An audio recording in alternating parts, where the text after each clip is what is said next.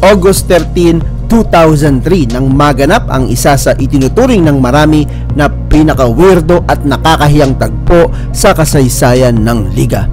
Ito po ay noong magtapat ang mga koponan ng Red Bull Barako at Tokentex Phone Pulse.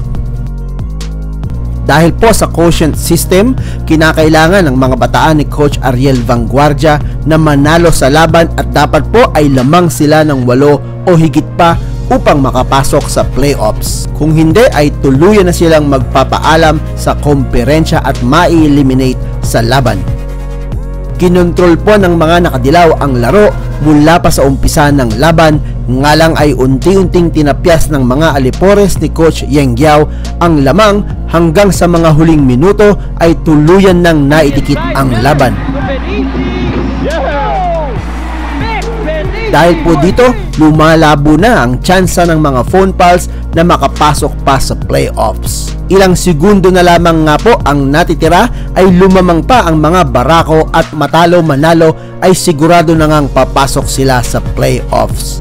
Naisipan naman po ng kampo ng Tokentex na puwersahing mag-overtime ang laban at magbaka sakali na makalabang at matambakan nila ng 8 o higit pa sa overtime period upang sila ang makapasok.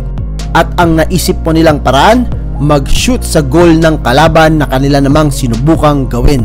Nga lang po ay pinatigil ito ng mga game officials at sa huli, hindi lamang po sila na-eliminate sa komperensya, napatawan din sila ng multa at nasuspindi rin po ang kanilang head coach ng 5 laro. Isa po ito sa mga pinag-usapang laban at pangyayari noong taon na iyon at mangilan-ngilan pa rin po sa ngayon ang ito'y naaalala pa.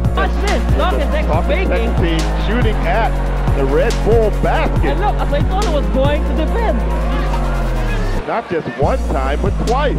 This had gone in. Oh. Maraming salamat po sa inyong panonood at hanggang sa muli.